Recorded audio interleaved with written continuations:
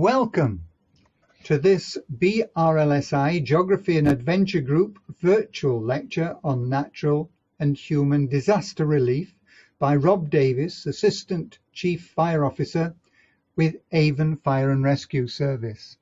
Rob joined Somerset Fire Brigade in 1991. Shortly after that, he transferred to the County of Avon Fire Brigade as a firefighter at Bath Fire Station.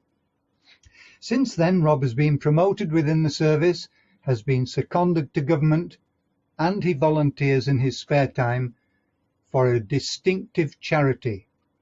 Obviously a man of action, Rob is also a man of letters, a graduate of the Institution of Fire Engineers, has a master's degree in disaster management, and is currently working on a PhD on flood risk and early warning. He is also friends with Penny Tranter, you'll see her on the screen as Penny, co-convener of BRLSI Geography and Adventure, and Penny kindly asked Rob to come and talk to us about his work round the world with the charity S.A.R.A.I.D, Search and Rescue Aid. We hear a lot about global Britain these days.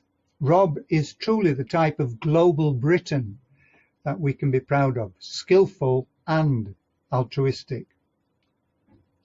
Rob has kindly offered to answer questions, so if you would be so good as to write your questions in chat at the bottom of your Zoom page, we'll take the questions in order at the end of the talk. And I have to say that our question and answer session will be recorded, so if you don't want to have your name shown, then you know what to do. That's quite enough from me. Now over to Rob Davis. Rob. Thank you, Dick. Good evening everyone. Hello. Wow. Hopefully the presentation will put justice to the introduction. Really a fantastic honour and pleasure to present to the BRLSI on the work of SARAID. Like Dick has just stated, Search and Rescue Assistance in Disasters is a UK non-governmental organisation, an NGO. It's been going since 2003, although a lot of its members have been doing international humanitarian and search and rescue work for a lot longer than that as well, with various other teams. SARAID exists as an NGO for a reason. In our constitution, we provide free of charge to any country in the world, no matter what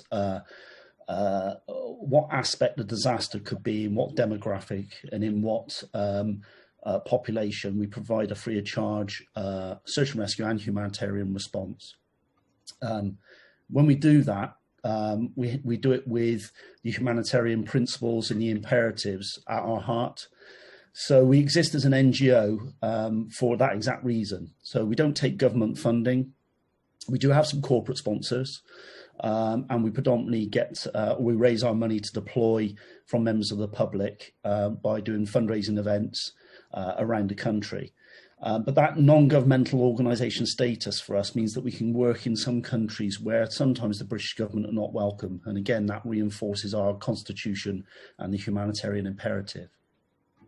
For some reason, I'm working off a Mac, and for some reason, PowerPoint doesn't literally go through the slides. So I'm having to ask Dick to progress through the slides for me. So Dick, would you mind going to the next one, please? Please work. There we go. Hopefully everyone can see that, and hopefully it's moved on. So SARAID mentioned, that's on the left is a little bit of our history. It's predominantly in chronological order, starting very much from the Turkey earthquake. In fact, there were two of them, Turkish earthquakes back in 1999. I think it was August and September. This was before SARAID was built, but members of the team did deploy in other teams to the Turkish earthquake, all the way down to the most recent Beirut explosion of last year. SARAID has an international response team. It also has a community resilience team, more recently built community resilience team. So the international response team, the triangle that you see in the top of the slide, has been going since 2003 and provides international response and international humanitarian aid and search and rescue. The community resilience team, the roundel emblem there, only recently, last few years, we created the community resilience team to look after events closer to home within the UK. And they've been very active within the Avon area, the old Avon area. Certainly with COVID response, they've been doing work along the river deaths in Bath, the tragic deaths that we've seen with students falling into the river, and doing patrolling of that and trying to make that a safer area. We're not, again, we've got some governorship, we've got some governance in the way that we respond. We're not a band of renegades that run around the world and try and do good in other countries. We very much respect sovereignty of disasters, and we have to do that under international law. But we also are recognised and are a recognised UN International Search and Rescue Advisory Group member, the emblem you see in the middle of the slide there. So we adhere to the UN guidelines, and we are a member of the United Nations S.A.R.A.I.D family, which sits under the Secretariat of OCHA, the Office for Coordination of Humanitarian Affairs. Tonight I'm going to concentrate on two disasters with 10 years apart. So the Haiti earthquake back in January 2010 and the more recent Beirut explosion of August of last year. Could I have the next slide, please? So the Haiti earthquake of 2010 on the 12th of January, 7 on the Richter scale. If I could have the next slide, please, Dick. So again, we were put on standby through the UN system. We work on a platform called the Virtual OSOC, the Virtual On-Scene Operation and Coordination Centre. It's a bit like an international chat room, but it has alert system built into it. It has a GDAS, Global Disaster Assessment and Coordination System, built into it, which means that as soon as there are major earthquakes, major floods, major volcanic eruptions around the world, that pings to our mobile phones and alerts us to the fact that there is something happening around the world. The virtual OSOC then allows us to gain permission for mobilization, either through UN route, from a multilateral point of view, or bilateral if we've been working in a country and we've got connections with the civil defence or the local or national government of the disaster affected area. So we were invited to Haiti on the 12th of January 2010 as a search and rescue team. The earthquake was a 7 on the Richter scale, obviously occurring between the Caribbean plate sliding with and alongside the North American plate. And the scientists, certainly USGS scientists, United States Geological Survey scientists that we met both in country and I've spoken to since the disaster, said that there are two major things that occurred that caused a lot of the damage in Port-au-Prince. One was the fact that there was about 200 years of pent-up energy maintained in those two sliding plates that then suddenly was released on that day in January. And also the geography of Port-au-Prince. It's surrounded, for those of you who have been, the city is surrounded by quite high mountains, circumnavigates them around towards the bay of Port-au-Prince. And the scientists said that when the energy was released from the earthquake, it had a double effect. The energy rippled out, but when it hit the mountains, some of that energy was reflected by the mountains back into the city again. So it had like a double whammy of catastrophic consequences to the city itself. Next slide, please, Dick. So we predominantly fly, on this deployment, we flew from Heathrow to New York, connecting flight from New York to Port-au-Prince, or that's how we thought the deployment would go. Whilst we were in the air from New York to Haiti, the pilot came on and said that unfortunately we weren't able to land, and no other flights were able to land at Port-au-Prince airport because the earthquake had actually damaged the runway. So we were diverted to Santo Domingo airport in the Dominican Republic. Same landmass, different country. As a UN recognised search and rescue team, your role, if you are the first into a country or first into a receiving port, is not to go and do search and rescue. Your role is to do coordination. When we landed at Santo Domingo, that was our role. We were the first team into Santo Domingo Airport. There are a few teams, the Icelandic team and one of the American FEMA teams managed to get in through into Port-au-Prince because the airport was still open at that time for them. So it was literally 2 teams in the city of Port-au-Prince. But we landed, and all other aircraft now are being diverted to Santo Domingo. And our role is to set up what they call a reception and departure centre, an RDC under UN guidelines. We're trained to do it. We've been trained by the UN.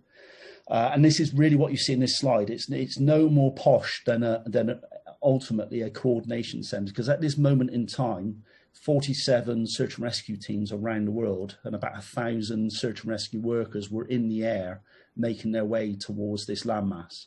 And our role was to make sure that when they landed, we could process them through the port as quickly as possible and get them into disaster-affected area. Next slide, please. As you see there, it's my colleague sat behind the table, Gary. He's processing the French team. So the French team came in with a number of search and rescue personnel, K9 search and rescue, and all their equipment. And our role really is to make sure that the paperwork, the documentation, the customs procedure, briefing, and just as importantly is to get them now from Santo Domingo into Port-au-Prince. And we were able to facilitate that with use of both military and civilian airframes, and some teams went by land as well. We do that role until the United Nations arrive and take over. And the gentleman you see on the far left is from the United Nations and the UNDAC team, the United Nations Disaster and Coordination Centre. And he ultimately came in just after us. A few of his colleagues then started to arrive over the next 12 hours, and we ultimately handed over the coordination centre to the UN so we could then go and do our core role, which was search and rescue. Next slide, please. So before the this piece of video plays, hopefully the video will play, I'd like to just point everyone's attention to a number of things that's going on in this piece of video. One, you're going to see the base of operations. So this is the base of all the teams from an international search and rescue perspective. We have to use tented villages, as you will see in the video, because we can't stay in buildings because of potential damage that's been occurred by the initial earthquake and then the aftershocks that subsequently occurred. So I'd like just to point out the rescue base of operations, as you can see in the video. Also, if you look at this, you'll see. Oh, we might have to try that one more time. Oh no! Come on. Is it going to work? I'll just go back if I can. If I can also point out, what you'll also see is the mountain range. And also draw your attention to an orange tent in the middle of the tent.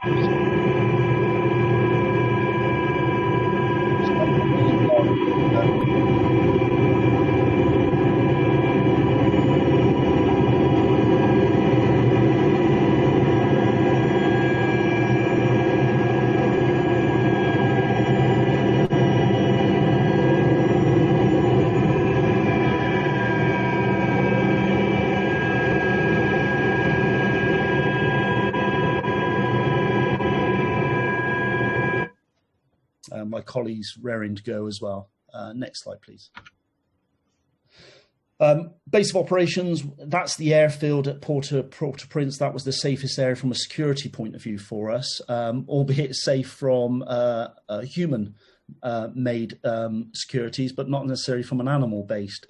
I was the team leader for this deployment, and the team leader, our standard operating procedures is the team leader normally shares a tent, bearing in mind this is pre-COVID days, with the deputy team leader. So we've had a really busy day. This is late in the evening. We've actually got some sleep. We're in our tents, getting some sleep and some rest.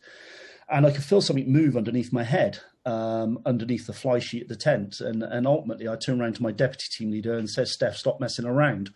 In which he subsequently woke up and said, "I haven't done anything."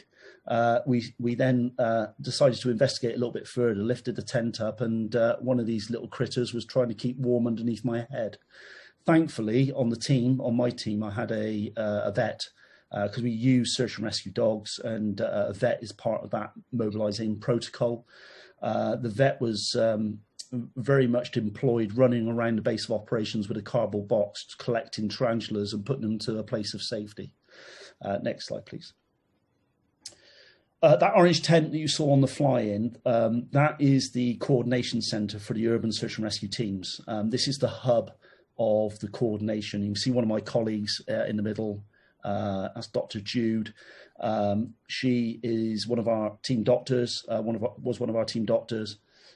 She's also a search and rescue technician, and she's also trained in coordination under the UN auspices as well. Very much the coordination is from an input, throughput and output perspective. So data comes in, it's raw data that needs to be turned into intelligence and then pushed out to the teams so that they can provide a search and rescue strategy and methodology. And this is really what this urban search and rescue coordination cell, this tent, does, is to coordinate the teams on the ground, try and get them to the priority areas as quickly as possible. Next slide, please. We also work with a fantastic British non-government organisation and a non-for-profit organisation called Map Action. They're cartographers in disasters. And bear in mind, this is 10 years ago. So this is the sectorization of the city, very early sectorization of the city. You can see that what we're trying to do is sectorize into manageable chunks. And this started to be the single ground truth of those manageable chunks. SARAID got tasked to search areas within Sector 9, 15, 14, and a little bit of the area outside and around Sector 19 of the Russian field hospital there. Next slide, please. One of our very first buildings that we came across to search was this building here on the left. It was a hotel. It was in Sector 9, so Sector 9 being predominantly in the middle of Port-au-Prince itself. And the photograph's quite interesting, and the building is collapsed in a very interesting way, because the ground floor that you see there is not the ground floor. That's the first floor. The ground floor has literally been blown out. Subsequent floor collapse, middle of the building and at the top of the building as well. And if I paint the picture of what we saw in Haiti, that was one of hundreds of thousands of buildings that were either like that or even worse in a collapsed state. Now that building, if that was to occur in downtown Bristol, that would be a major incident in the UK. The media impact alone on that building would be huge in the UK. In Haiti, over 200,000 people died, and 1 million were made homeless. That's astronomical amounts of people affected by this disaster and been affected by subsequent disasters since. Next slide, please. That was one of the first buildings we worked on. This is a university building, 8-9 stories high, heavy reinforced concrete, literally what we call pancake collapse. Literally every load-bearing member has failed, and it's literally pancaked down on top of itself. Within this building, we would put sound location equipment, very sensitive base sound location equipment, listening for tapping. We would put camera systems in there, like fiber optic probes, but camera systems in there. Canines, search and rescue canines, and even search and rescue workers. And you can see the little hole, which is above the yellow square there. We were putting search and rescue workers in there, literally to clear that building of anyone that's still trapped within it. Next slide, please. Just back from that university building, we got in it local intelligence to say, as part of this building here, this was a commercial ground floor based shop with residential first and second floors. And again, this had pancaked into the ground. We put some sound location equipment across this building. And our role, we got initial indication of where that dog is at the moment. We also got intelligence to suggest that there were 2 missing children in this building, a 5-year-old and a 2-year-old. We unfortunately found the 5-year-old very quickly, and where that red circle's just been drawn, the 5-year-old was unfortunately dead underneath that slab, roughly where that red circle is in the orange paint. But we were still missing the 2-year-old. So we brought a search and rescue dog in. This is the Chilean search and rescue dog, and it started indicating live scent, roughly where that hole is, which we made. So we've now started to make input. It started to make an aggressive search and rescue into the building. But again, once we cleared elements of that roof, we then found the 2-year-old again was a fatality just in underneath that slab. Next slide, please.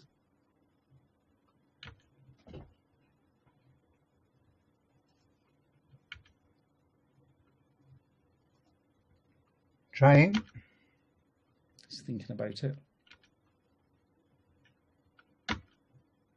I'll stop sharing and come out, Rob, and then we'll try again. Thank you, Dave. This is obviously just someone to think about something. No, beg your pardon. I'll just try it again. If you keep talking, Rob, I'll have a go. Okay, thank you, Dave. So we moved from that building. One of our very last searches, which hopefully you'll be able to see on the slide in a minute, was a school. This school was associated with a Catholic church. That's just come up on the screen. Hopefully you can see that. So this was our very last search of our deployment to Haiti. And it was a Catholic school associated to a Catholic church. Now, the church itself was traditional construction, 100 years old, stone, timber constructed, and very little damaged. The school was a year old to the day of the earthquake, brand new construction, reinforced heavy concrete, and it was absolutely obliterated. Again, where my colleague has stood there, that's not the ground floor. The first floor has blown out, and we're now got the first floor now sitting as the ground floor. Next slide, please. Oh dear. I think it's struggling to move on. Yeah. I'll carry on. So the next couple of slides really show the area of the school that was damaged and the type of collapse. Again, you've got both pancake and lean-to based collapses within that structure. We were tasked initially that there were 200 children missing from the ages of around 5 to about 11, and that's the other side of the school itself. And again, that's not the ground floor. So we again put sound location equipment across this building. We put camera systems in. We had a canine search and rescue with us, and we put the canine across. And with the initial indication that there were 200 missing children in this building, we cleared that building. It took us all day, very long day, cleared that building. And unfortunately, we didn't find anyone alive in the building. We did find 50 dead children in that building from the ages of between 5 and 11. As you can see, as the slide moves on, hopefully you can see this. This is some of the equipment that we used on that search. This is some of the camera systems, putting the camera systems in, looking into the voids, seeing if there are any survivable voids, and then looking to see if we can actually make access and clear that building systematically, which we did during that day back in January 2010. Next slide, please. So moving on, that was Haiti. 10 years later, 4th of August, the Beirut explosion. I think you all witnessed those really striking scenes of that 2,000 tons of ammonium nitrate. We're about to play a video by Forensic Architecture. During my studies, I came across this piece. It's 12 minutes long, but it really does show the build-up to the disaster, the fire that turned into a major detonation, and the damage that it caused to the city. So hopefully it will play, and hopefully you can see. It's 12 minutes long, but hopefully you can see the impact. We have got permission to play this. Thank you, Dave. Shortly after 6 p.m. on August the 4th, an explosion ripped through the port of Beirut. It killed more than 200 people, wounded over 6,500, and destroyed large parts of the city. Forensic Architecture was invited by Madame Mass to examine open source information, including videos, photographs, and documents, to provide a timeline and a precise 3D model to help investigate the events of August the 4th. The model is available via this link. The first photograph of the warehouse on fire was uploaded to Twitter at 5:54 p.m. We carefully geolocated this photograph by identifying the key buildings and calculated the camera's cone of vision.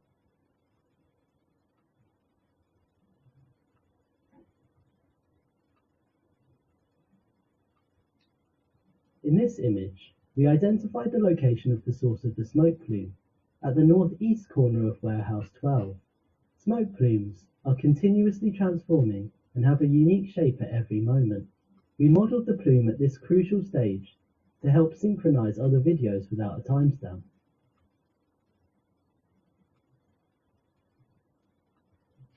The video shot at around the same time from one of the balconies of the residential tower building shows the same source of fire clearly on the same side of the warehouse. The shape of the plume and the heat source suggests that the fire had evolved. Another video, starting at 5:58 p.m. from the nearby St. George Hospital, provides 10 minutes of uninterrupted footage of the warehouse. Within 2 minutes, the smoke thickens and its colour changes to a darker shade. According to Gareth Collett, a UN explosives analyst we consulted, this suggests that the material burning inside the warehouse has changed.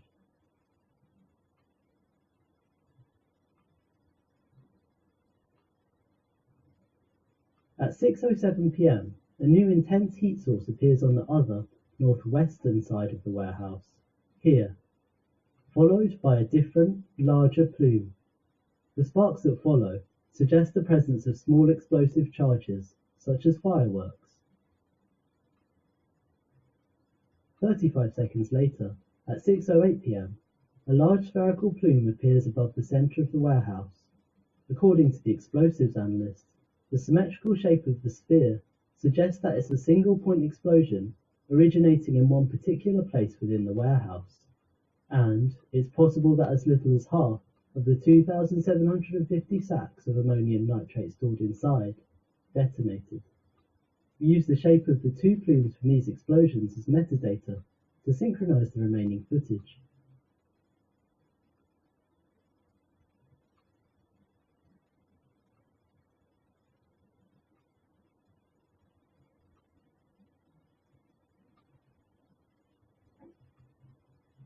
This video, taken from further back, provides an uninterrupted view of the events that followed.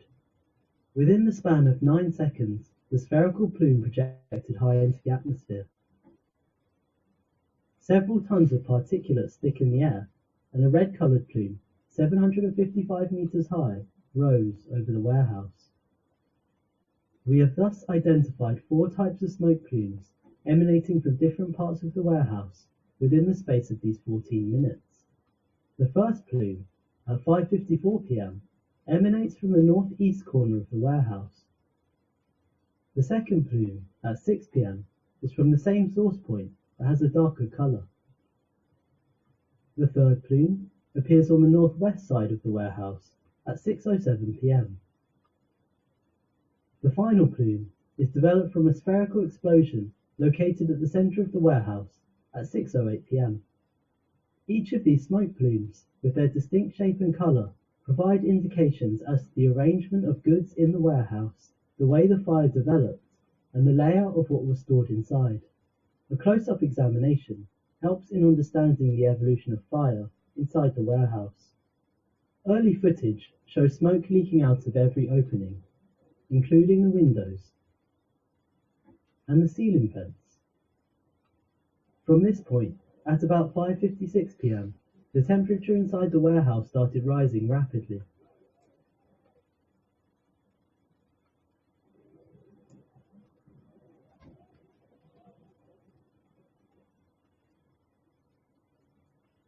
The smoke is visible as it changes colour to a darker shade, in this footage, from the east side. We stabilise the footage to reveal the full extent of the warehouse. The sounds of fireworks starts being heard at approximately 5:59 p.m. It shows that many windows and doors are shut. According to the expert, confinement creates hotspots, areas of high temperature in which ammonium nitrate can get close to its combustion point.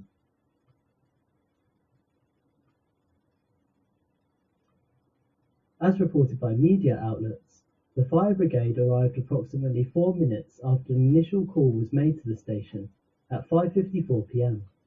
In this footage, taken by the fire brigade on their arrival to the scene, the sound of fireworks continues to be heard.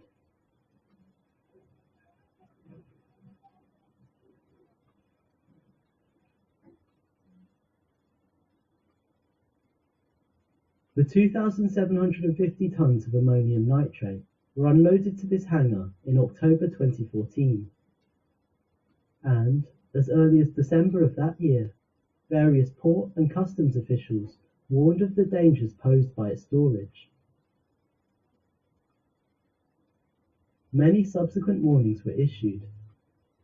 In February 2015, for example, a chemical forensics expert commissioned by the Lebanese courts to report on the state of the stored ammonium nitrate described that 70% of the sacks were torn open, their contents spilling out, and some of the crystals had darkened.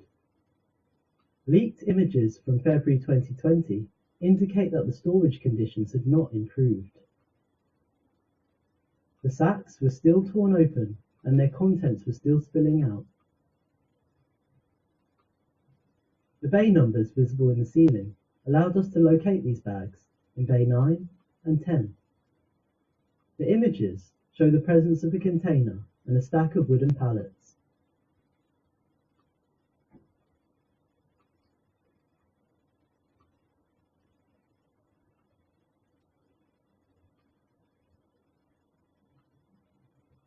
Another video, taken on December 18th, released by news outlet Al-Jadid, shows the state of ammonium nitrate bags stored at bay 6 and surrounding door 9.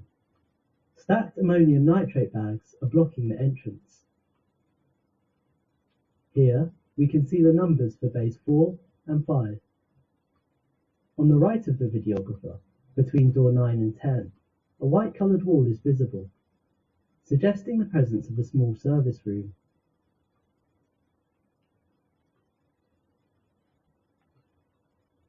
Together, these videos and images allowed us to map a total of 243 bags of ammonium nitrate in the space. Given the location of the source of the spherical plume, here at bay 8, the remaining 2,507 bags of ammonium nitrate should have been stored here, occupying almost 2,000 meters squared of space. But given the haphazard way the visible bags are stored, the space the entire stockpile occupied was likely larger.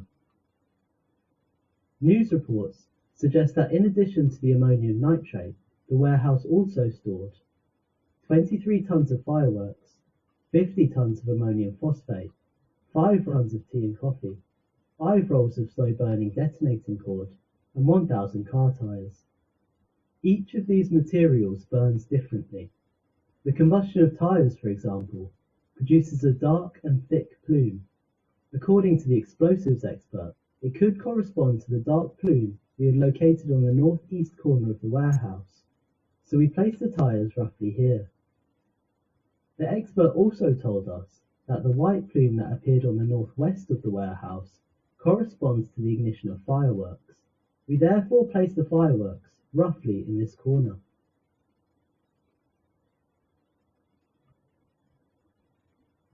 From an engineering perspective, this is the spatial layout of a makeshift bomb on the scale of a warehouse awaiting detonation. According to Gareth Collett, ammonium nitrate is extremely difficult to detonate by fire alone. However, when confined and contaminated, this can lead to catastrophic detonation. It is sensitized by the presence of even the smallest quantity of additives, and hence should be separated. We reviewed international standards for the storage of ammonium nitrate. Internationally accepted benchmarks include British regulations. According to British standards, stacks of ammonium nitrate must be limited to 300 tons, and each stack must be at least 1 meter away from walls and other stacks. Australian standards are more stringent. Bags must be arranged in 500-ton stacks, but should be stored 890 meters away from the closest residential buildings.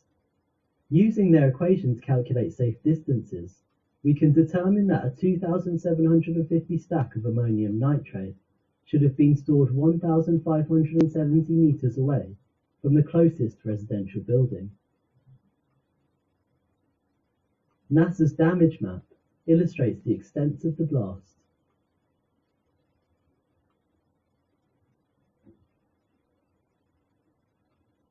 All these regulations prohibit the storage of combustible or explosive materials, such as tires or fireworks, in proximity to ammonium nitrate. This fact highlights the substantial and sustained state negligence which led to the formulation of a makeshift bomb. Around 1,000 of the survivors and victims' families have called for an independent investigation and public access to all relevant documents. As the search for political and economic accountability for the explosion of August the 4th continues, forensic architecture and Madame Mass are making the model, the geolocated videos, and the source material used in the research publicly available via this link.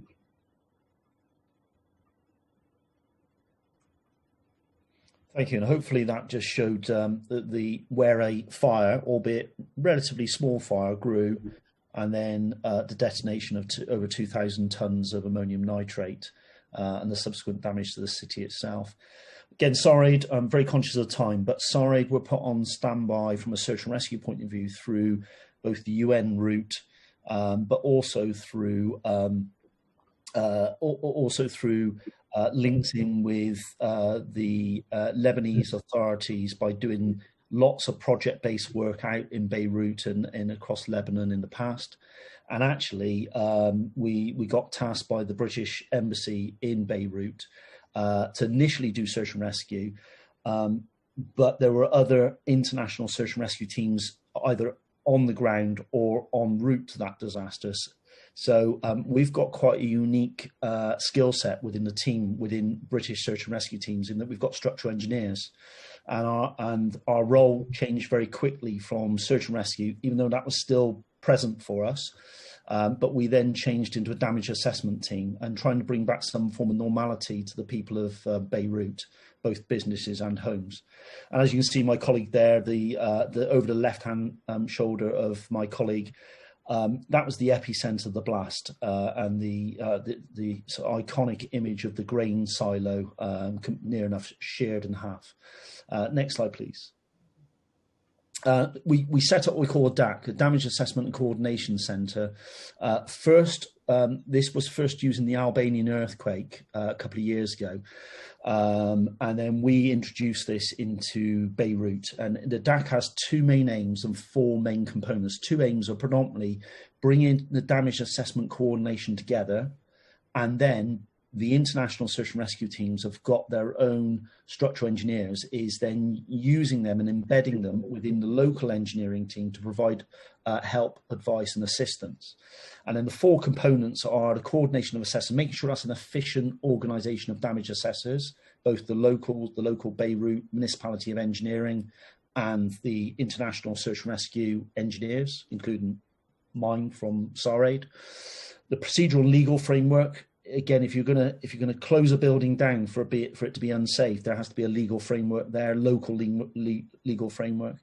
Technical building assessment from ultimately technical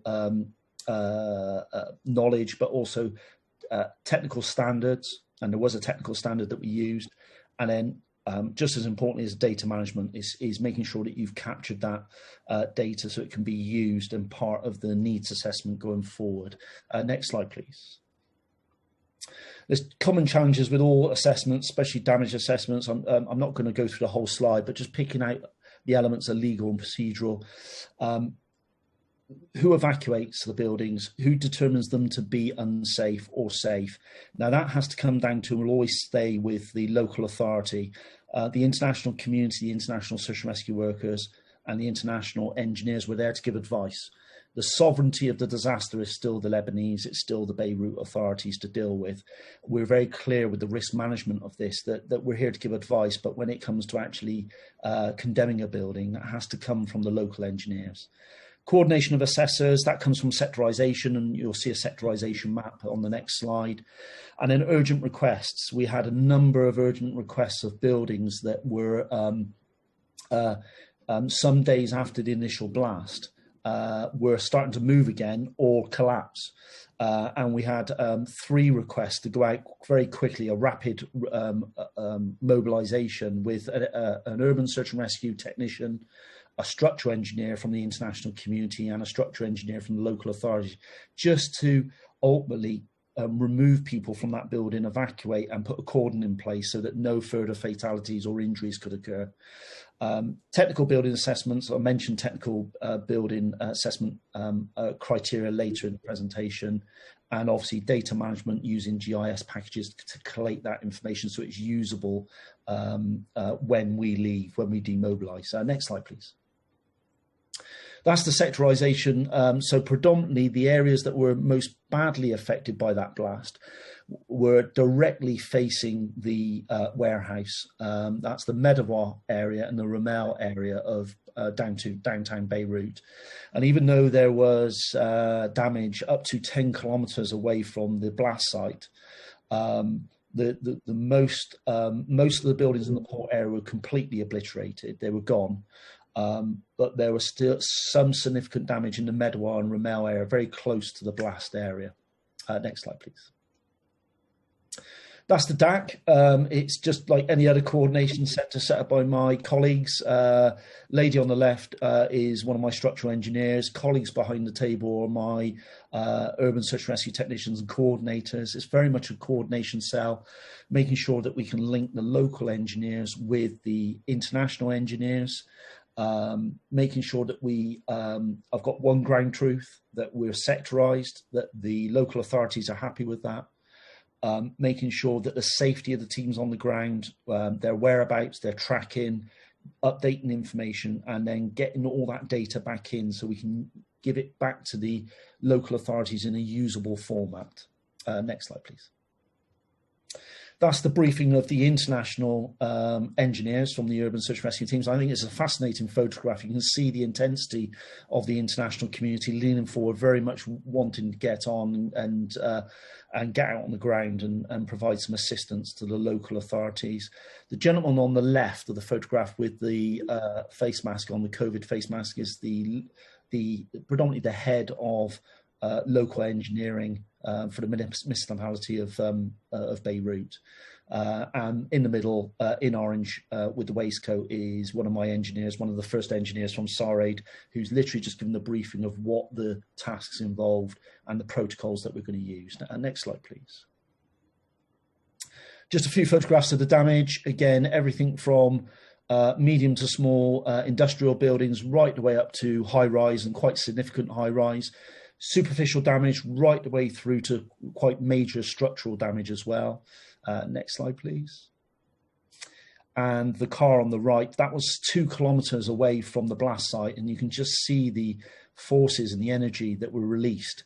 We still don't know to this day whether there was anyone in that car. There wasn't anyone in that car when we drove by it and stopped, but you can just see the huge amount of damage and the pressure and the forces involved in that explosion. Next slide, please.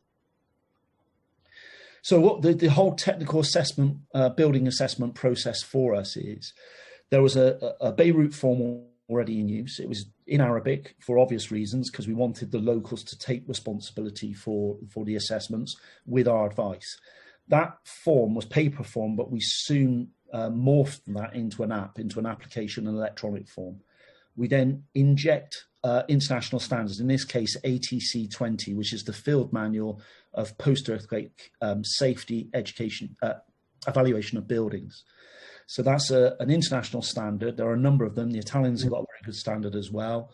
But we use those standards and any local standards to then give additional guidance. And that's coming from our engineers from an international perspective. Next slide, please. Once we get that data, we put it into a database, and those buildings were then color-coded red, amber, stroke yellow, and green. Red predominantly being, and this was done by the local engineers, but with our advice, red means that that building has to be condemned. It either needs to be demolished, or it needs quite significant stabilization for it to be safely used. Amber yellow was the fact that the building can be used again, but it needed some substantial structural safety aspects done to it to keep it safe. And green meant that it was safe. It was predominantly superficial damage. With a bit of a tidy up, that building can be rehoused, that business can be got back to normal as quickly as possible. Again, our main aim about bringing normality back as quickly as possible. And then the planning side of it is then what buildings have been searched, which ones haven't been searched from an assessment point of view, and making sure that that daily planning regime kept going throughout the weeks we were there. Next slide, please. And then collating all that into a database that we could then use for in the DAC, in our coordination cell, but also handing that over to the local authorities, especially when we started to demobilise and think about coming home. We were still on alert for search and rescue. So we did come across a number of buildings in the international community, and engineers came across a number of the buildings in the city of Beirut that were completely collapsed. And the first question you've got to ask yourself from a search and rescue point of view is there still someone in there trapped? So we had to not only concentrate on the damage assessment, but we still keep our main core role and those principles still going through the team members to just make sure that are those buildings clear of people, or is there still people trapped under the rubble of that collapsed building? Next slide, please. And again, just to finish off with in Beirut, that's the sectorization map, Ramel and Medawar areas, right opposite the blast site, and you can see where the international teams worked with the British team, my team, working in Sector R1B and Sector R4. Next slide, please. We must feed it into a bigger picture, and this the work we did out there, the data that we provided, the work on the ground with the international community, then fed into the Beirut rapid damage needs assessments, both from the UN, European Civil Protection Mechanism, and from the World Bank perspective. Next slide, please. So two disasters over 10 years, and the improvements since those two disasters from protocols of search and rescue, and certainly from intelligence and data gathering. Next slide, please. We've now built under the S.A.R.A.I.D UN umbrella is a number of levels of what they call assessment, search and rescue, ASR levels. And it starts with sort of level 0, which isn't used that often, but it's one of collating evidence of risk areas around the globe, which are potentially prone to, in the main, quite serious earthquakes. And the scientific community out there say that we're overdue a 1 million death earthquake, as grim as that sounds. We're overdue a 1 million death earthquakes somewhere in the world. And it's about collating that information, building standards, sectorization, humanitarian needs, port access, all those things before a disaster occurs, and actually doing mitigation to stop it from having an impact and reducing the vulnerability. Then we go into level 1, which is wide area assessment. We start sectorizing, chunking up the area to make it manageable. Level 2 is about going into those sectors and then assessing them and see whether there are work sites. And work site means that there is either someone trapped needing rescuing, or, as grim as it sounds, actually recovery of bodies. And then we go to level 3 and 4, which really depends on whether it's a very quick rescue or it's going to take a lot longer for us to do. And then level 5 is literally the clearance of those buildings and those work sites and those sectors. Next slide, please. Just a typical decision-making tree. This is a search and rescue collapsed building decision-making tree created by S.A.R.A.I.D, created by the UN. It's very simple, but it works very efficiently in that when you're doing your sector assessments and you come across a collapsed building, if there's confirmation of live victims in that building, you are then going to make the next decision. How long is it going to take to rescue those individuals?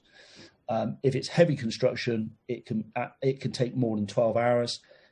If it's lighter construction, it can take less than 12 hours. So you put a priority on these buildings of A to B. If it's you drop down and go, there's possible victims in that building. It's not confirmed, it's a C. And if it's deceased only, it's a D. So from A to D, we can start prioritizing which buildings actually need the focus and the efforts of search and rescue. Very simple, but very effective. Next slide, please. And certainly the advent of GIS, ArcGIS, this is the INSARAD Coordination and Management System, the ICMS system. This certainly has been developed over the last 10 years from what we saw in Haiti to what we now see in Beirut. Next slide, please. And very much giving low fidelity on the left of sectorization and worksite details into a GIS package, which is live and working for teams on the ground and within the coordination cell. And that's able to then give what work sites are out there, what sites are being actively worked on, the progression of those work sites, which ones haven't yet been searched, the clearance of them, any hazards, any equipment needs, any logistics needs. It's a really efficient tool, and it can be used both online and offline.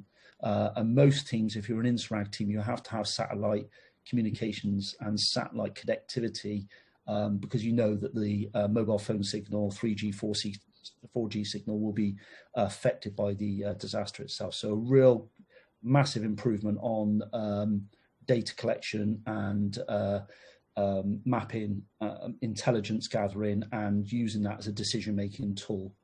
Next slide, please. So we go from high fidelity to low fidelity, high tech to low tech. Again, another sort of lesson learned over the last 10 years. Every search and rescue team now, when they come across a building, will put a building marking scheme on that building, physically draw spray on that building. And that's ultimately what you see there, is a building marking scheme. We go from high-tech GIS packages that work brilliantly when they do work, right the way through to very low-tech, which is still very useful and very helpful, that any team that now moves onto that building, moves onto that work site, will know exactly by just looking at that sprayed on mark, which is then photographed and put into the GIS package. We know exactly who's been there, what they've done, what hazards are there, and what classification is. So it's very, very useful.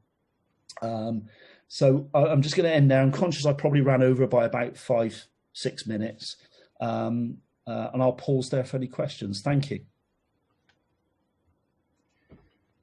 Well done, Rob. I think we can just unmute ourselves and give Rob a round of applause. Start that off now. Thank you. Well done, Rob.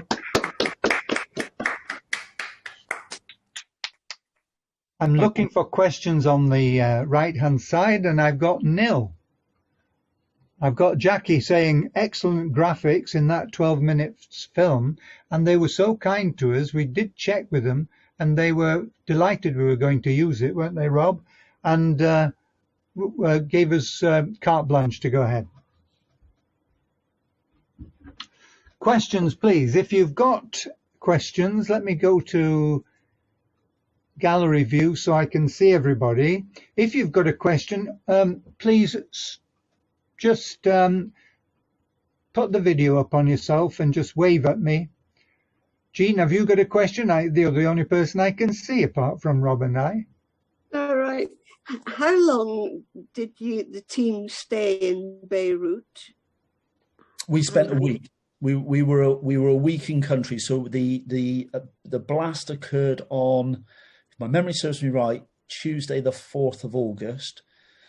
The Wednesday the 5th of August, that was predominantly caught up with communications both to the UN,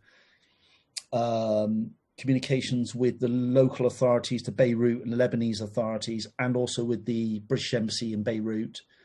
We got the actual go-ahead to deploy, because again, something I didn't mention in the presentation, we have to be invited. We can't just turn up. There's sovereign issues around disasters, and rightly so. But we actually got invited on the Wednesday the 5th, but all the flights to Beirut had gone by then. So we knew we were going on the 5th. So we then booked the next flight out on the 6th, the Thursday, which was around lunchtime from Heathrow.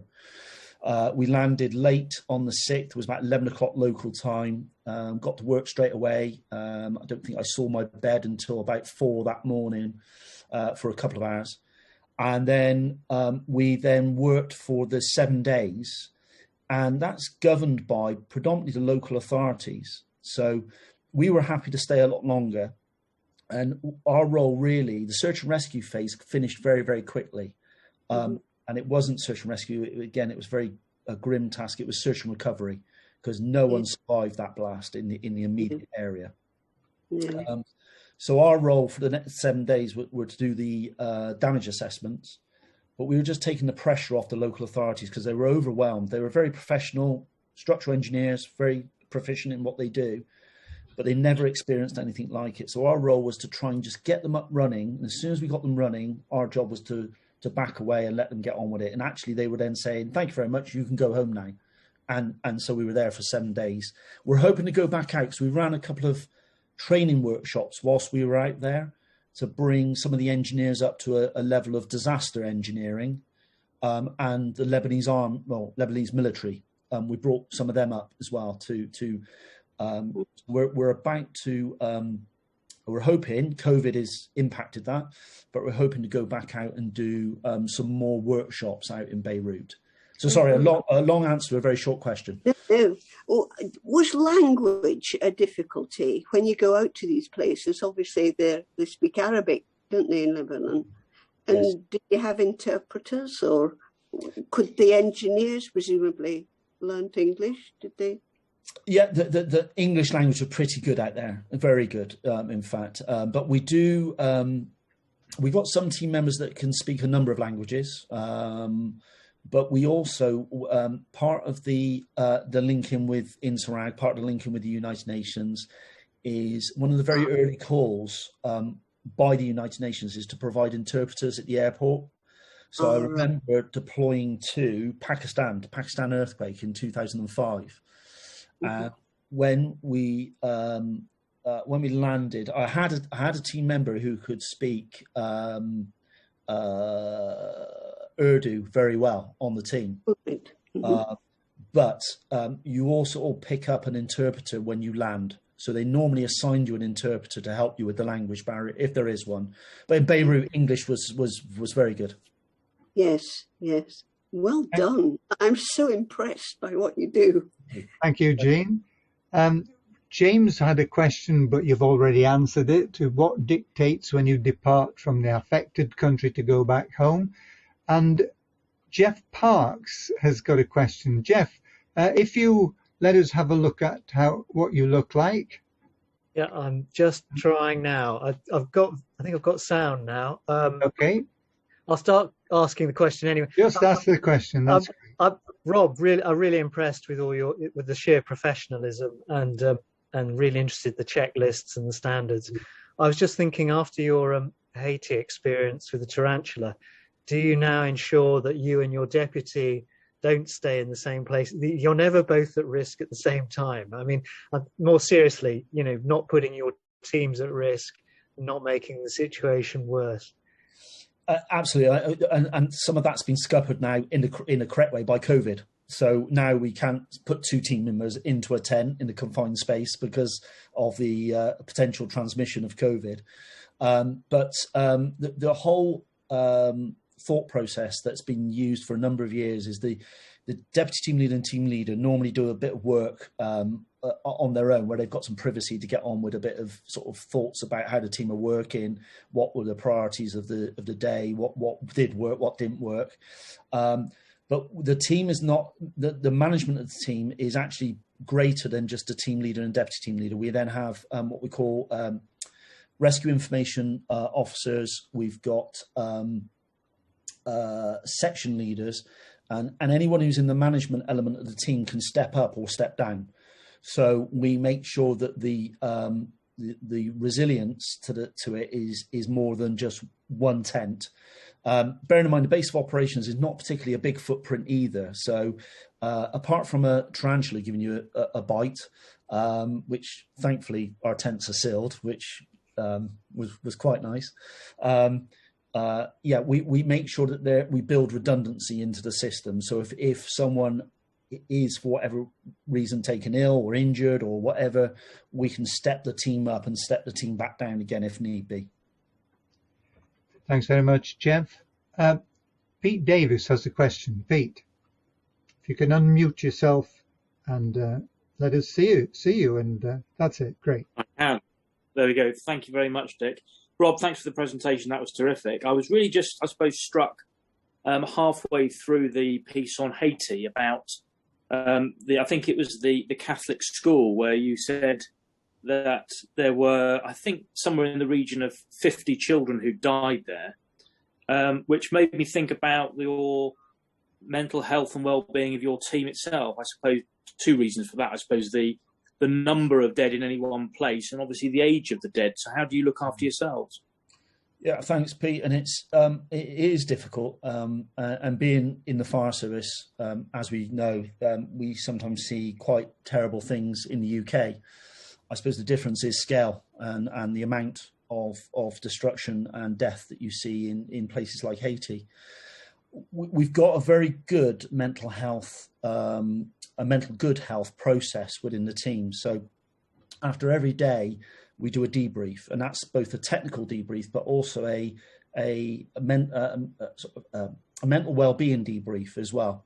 And our medics are trained to do that. So we've got, in this case in Haiti, we had a doctor with us. Doctor very much took lead. She was a clinical doctor, but she had quite a bit of training on mental ill health and stress and well-being. So we did every day. We did a diffusing process after every day, and if there was a particularly nasty day like we'd had with the Catholic school, bear in mind we were there all day. It's an element of checking the team members to make sure the team members are feeling comfortable with what they're dealing with. At the end of the day, there's the debrief and the diffusing process.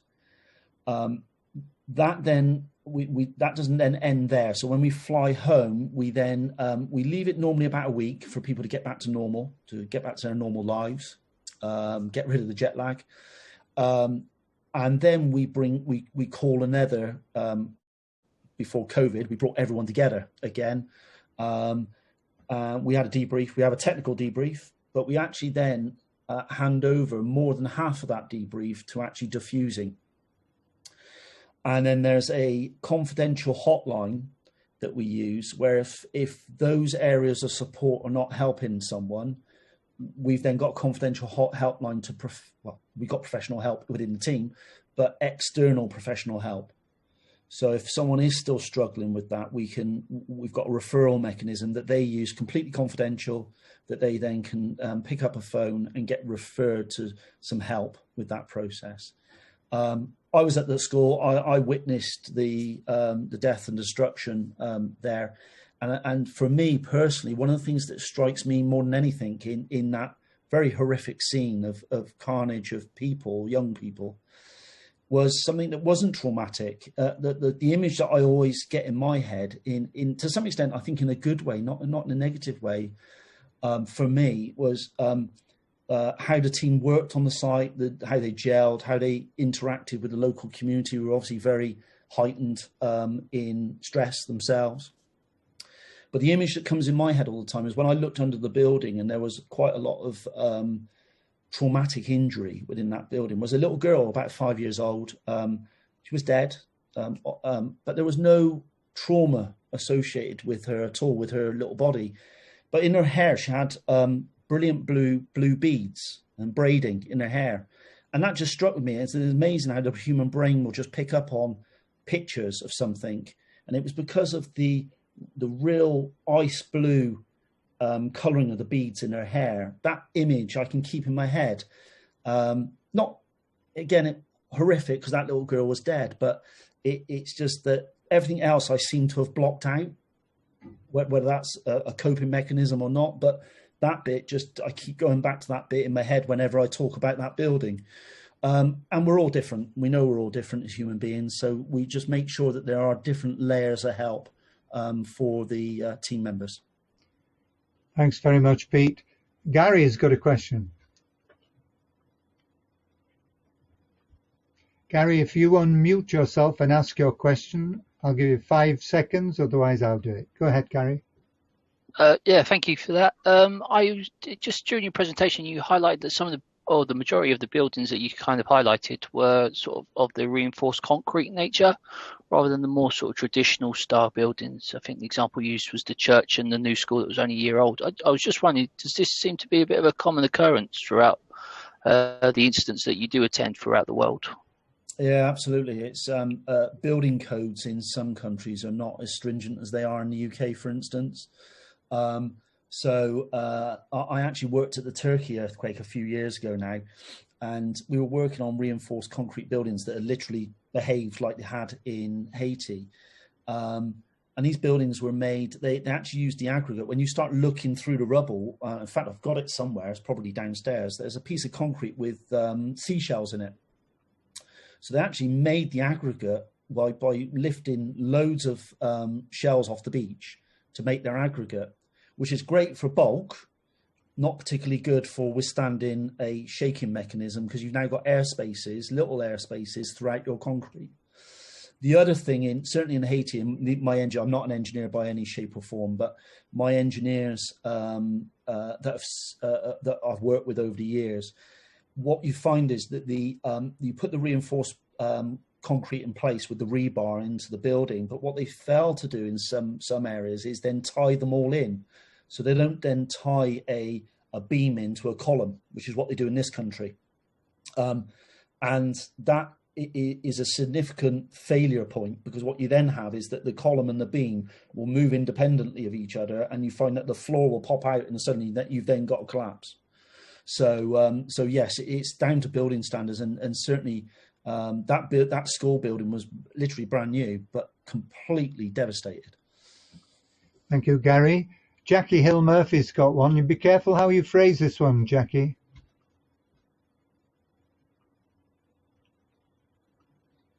If you unmute yourself, Jackie. Otherwise, I can say it for you. Go ahead. I can't. Okay, I'll say it for you, Jackie. Jackie says, thank you, Rob. I really admire what you do. Presumably, you make yourself available at short notice. I'm not quite sure where that's going, but let's say as a professional firefighter. Absolutely. Yeah, the team... So the team is on standby 24 hours a day, 365 days a year. Boxing Day seems to be a popular day to have a disaster, both BAM and the tsunami. So yes, the team are all on standby. The mechanism through the virtual OZOC, we got the paging system, we got the phone text messaging system, and just simple things like travel bags. So we carry 2 bags personally. We carry a day bag and we carry a travel bag. They're permanently packed. We have team members that go on holiday and they take them with them in case they're off to Scotland for a holiday. And not only do they take their holiday luggage with them, they then take their operational bags with them, just in case the alert comes out, which has happened a couple of times to a number of members. So yeah, it's very much. You're looking at around about a 24-hour window of once a disaster hits, of then getting in the air to be of any benefit to that community. So you've got to get the sovereignty agreement to get into the air. The logistics side of it is literally all ready to go. We've got visa application ready to go. We've all inoculated. So we've all been jabbed with various jabs, so that we don't know where we're going in the world, so we have to have them all. So all that's part of the training process and induction process whilst you're in the training, so that as soon as that alert comes in, you can literally grab your bags, make your way to Heathrow and jump on the plane. Jackie, do you want to follow that question up? No. Okay. We've got Martin Fisher. Thank you, Jackie. Hello. On large operations, there are lots of teams with different capacities and personalities involved. What tips do you have for building trust with other teams and the host authorities and agencies to make an effective, efficient mission? That's a great question. And actually, where that's sometimes the source of friction is where you get there. But I have to say, doing this type of work for 20 years now and deploying to a number of international deployments, what really works is familiarity. And it's a bit like emergency management in the UK. Once you sit around that incident management table, if you want to call it that, knowing the individual sat next to you, to some extent, actually really does help. So within the INSARAID community, International Search and Rescue Advisory Group, we predominantly know each other reasonably well. We exercise together, we train together, we certainly meet. So we've ultimately know each other before a disaster. That has the massive benefit because there's friendships built, but there's actually an understanding of the different capabilities and capacities that you can bring to that disaster. The host authorities, that's an interesting one. Normally that's a one around diplomacy, tact, advice, and actually knowing when to shut up and also knowing when to not do anything. And that one's always we put that training in for our team leaders around diplomacy and negotiation. And sometimes you've got to be very soft and sometimes you've got to be very hard and strong. And I know the Pakistan earthquake for me was one where both those came out. So the hardness at Pakistan, when we flew into Islamabad, again, I was the team leader for the Pakistan earthquake, we were finding that we were held at Islamabad airport and we needed to go to Muzaffarabad, which was near the epicenter of the earthquake. And we were promised, minute by minute, right, we've got some helicopters waiting for you. You're going to jump on a helicopter. You're going to make your way to Muzaffarabad. Great, fantastic. When are they going to arrive? 10 minutes. Right, 10 minutes go by, an hour go by, 2 hours go by. And we go, hold on a minute, what's going on? And what we were finding, and this again is some of the frustration of the international deployments, the helicopters were landing absolutely fine. The international press were jumping onto these helicopters. And because they could write checks for a lot of money, people were taking them to wherever they wanted to go. And that's the point where, as a team leader, you've got to then be a little bit hard. And that's where then that little bit of diplomacy is still being diplomatic, but you then got to start saying, hold on a minute, this is incorrect. You know, this is starting now to affect the humanitarian response. So it's a judgment sometimes, but very much a balance of those skills sometimes. Thanks very much, Martin. Do you want to follow that one up, Martin? No? Pete? No, I'm happy with that. Thank you. Yeah, thank you. Thanks very much, Martin. Pete Davis. Sorry, another question. You've given us some kind of insight into the specialties within the team. So you talked about the medics, the structural engineers, the USAR technicians, the management of the team, if I could put it that way, in terms of team leading and so on. But what's the total strength of your team? So overall, Pete, those that are on the books to deploy, we've got around about 31 individuals. We've got a number in training, probably got another dozen in training, and we've actually got, since Beirut, we've got 100 waiting to join us. So normally when we deploy, it promotes the organisation, and we then get people wanting to join us. We worked what we call light standards. So in the UN classification process for search and rescue teams, there's 3 standards: light, medium, and heavy. So the UK Fire Service team, the international search and rescue team from the UK Fire Service, is deemed a heavy team. So they need to deploy 60, 70 people, 15 tons of equipment, and they can deal with very heavy base collapse. The light team has got to have between 17 and 22 individuals, and about a ton and a half, 2 tons of equipment. And they can still do, relatively heavy construction, search and rescue. But the whole ethos there, the holistic approach, is to mix the fast and quick with the heavy and slow, so that you've then got capability and capacity quickly, but also then capability coming up behind itself. To some extent, it's a bit like a military term. You put your reconnaissance in very quickly. You would put your pathfinders in very quickly from a military point of view. They're on the ground giving intelligence, doing some good work, all that sort of stuff.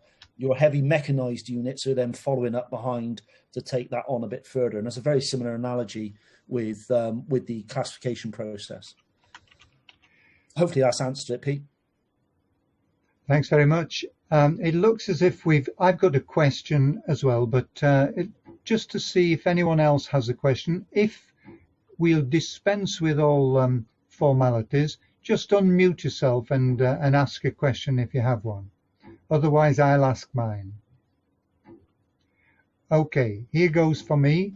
And do unmute yourself and jump in straight away. Otherwise, I shall wind up after this one. What's the entry level for volunteers for S.A.R.A.I.D, Rob? Would you have to have a major skill? Would you have to be a professional engineer or fire and rescue or what? No, we have an age limit. So 18 is the age limit. There's no upper age limit.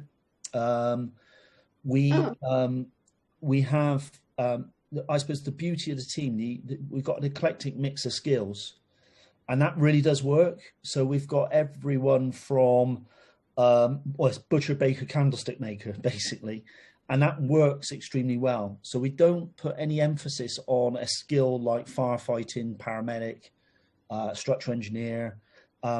We attract those people, I suppose, by the nature of the role we undertake.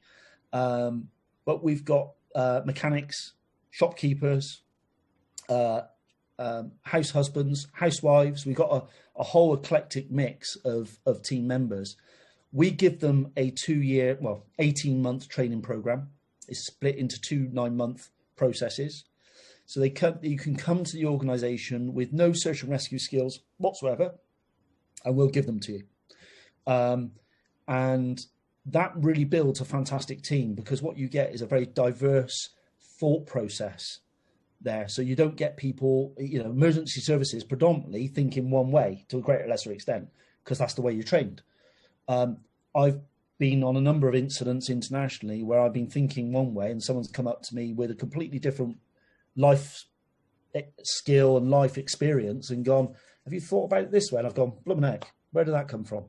And that works extremely well, and we very much encourage it. I can see Jean's going to volunteer. She's 38. And do you need swimming instructors? We're starting to branch out into a lot of flood rescue work, because unfortunately meteorological hazards are more prevalent in the world than seismological hazards. Yes, well, I'm not sure if I could cope with that. One other little question I've got for you, Rob.